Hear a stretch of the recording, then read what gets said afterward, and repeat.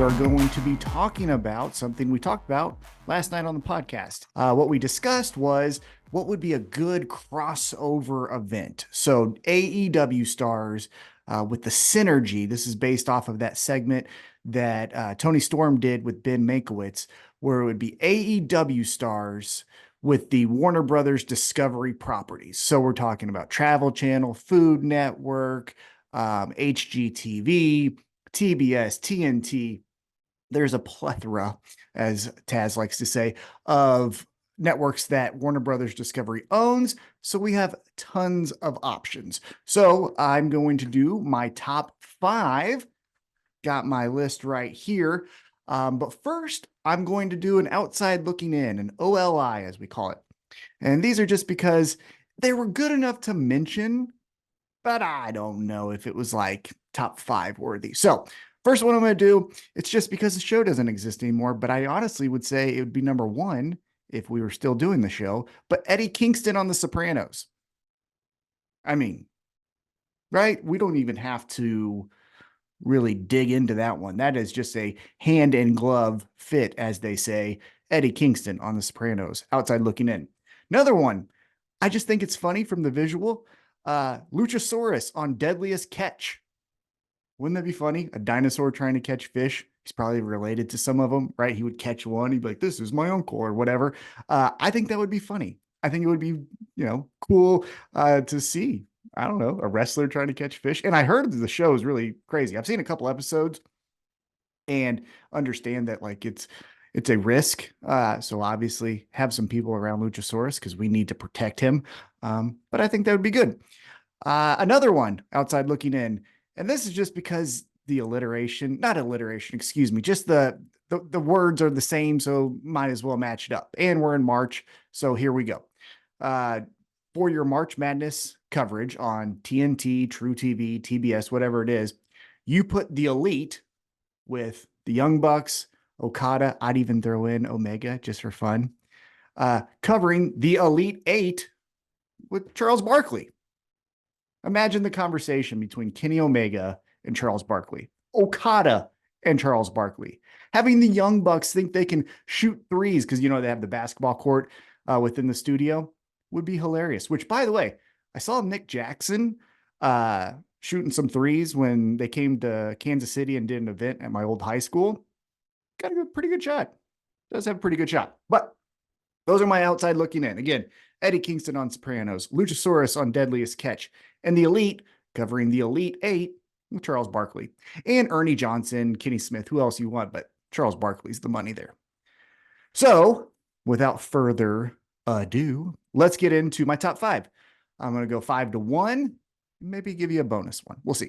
Number 5, I just think this works from a visual aspect. They both kind of seem a little bit cringeworthy, but also seem kind of cool, but maybe don't hang out with them too long.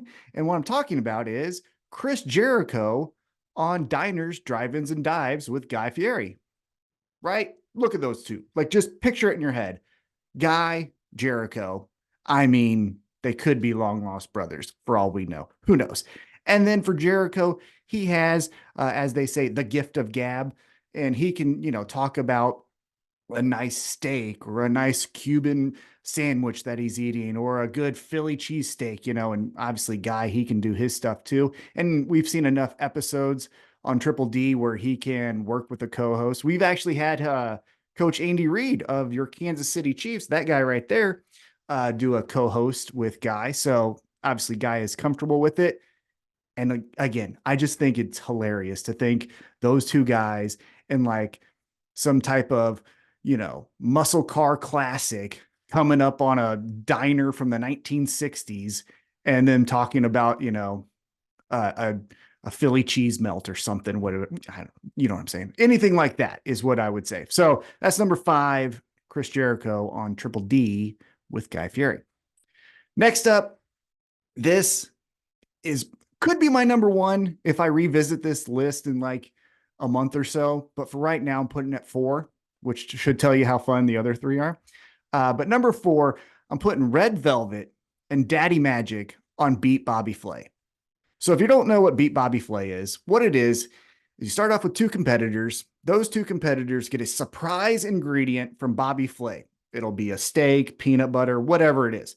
They have to cook a dish that will then be judged by two guest hosts, right? They're usually famous people. Little John did it one time, and he was actually pretty good. I liked it a lot. So from there, the guest judges will pick the best dish of the two, and then that one person will then face off with Bobby Flay. And then he says, what's your signature dish? The contestant says, my signature dish is, crab cakes, whatever. And then they have to cook that signature dish. And then three judges who don't know anything, blind judging, will pick the winner. Sometimes it's Bobby Flay, actually most times, and sometimes it's the contestant. But with this, look, Red Velvet, mixing it up, comes from your mama's kitchen. I mean, come on. Is there anything more fitting than that? And then Daddy Magic, I think, would be funny because if it's just the, you want to taste, like he's just, basting some sauce onto a steak and, they're like, hey, how are you doing? He's like, you want to taste? I think that's just funny. I think that's funny. So I don't know. I like that. All right, let's keep it moving. Number 3, I don't really know the show that well because I've only seen a couple episodes, but from the limited amount of exposure I've got from this show, I feel like this is a good fit.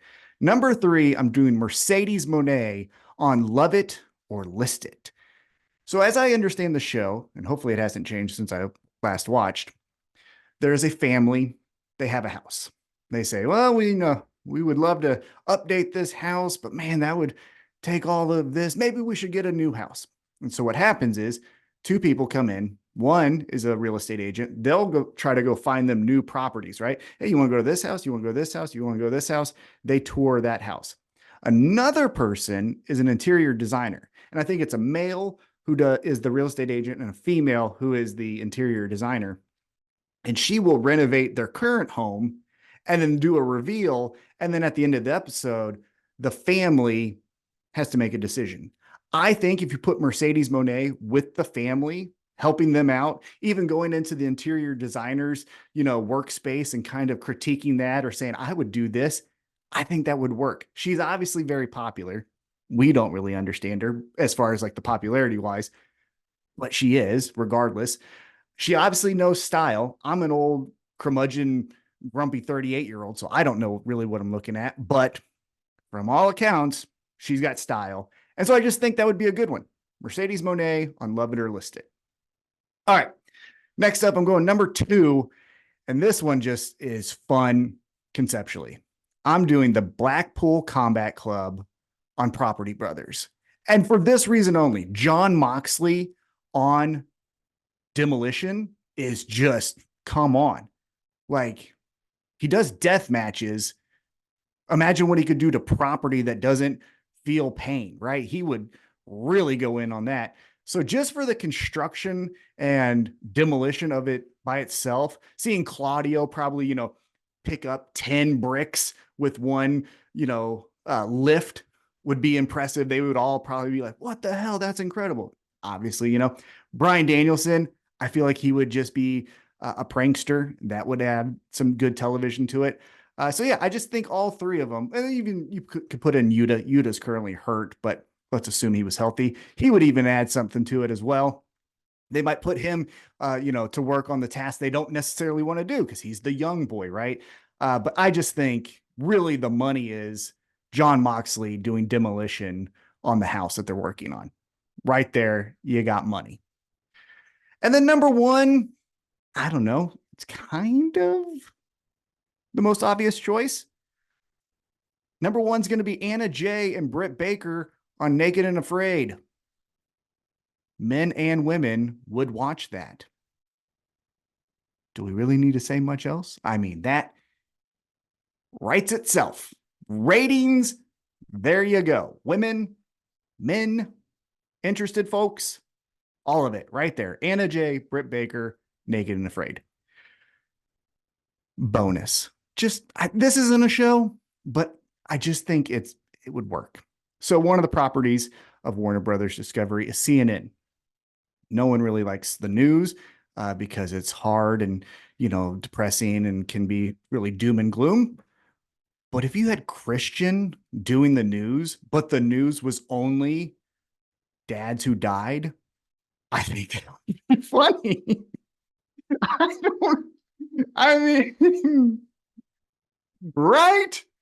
I mean, come on. There you go. That's just a bonus. It's not a real show, but I think it would be funny. So we'll review. Number 5, Chris Jericho on Triple D. Number 4, Red Velvet and Daddy Magic on Beat Bobby Flay. Number 3, Mercedes Moné on Love It or List It.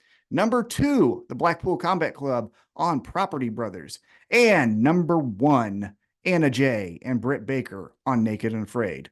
Bonus Christian doing news, but only about Dad Stein. So there you go. That was my list. Feel free to, check out what Warner Brothers Discovery owns and see what you could come up with. Leave a comment below. You can write us your own top 5 if you'd like. As always, you can follow the voicemail. You can leave us a voicemail if you'd rather tell us what it is instead of writing an email. You got plenty of ways to interact with us. We are generally on Threads, so check us out on Threads. But we also have our Substack, which we're putting great stuff up on there as well. So there you have it. That is the top 5 AEW crossovers with Warner Brothers Discovery.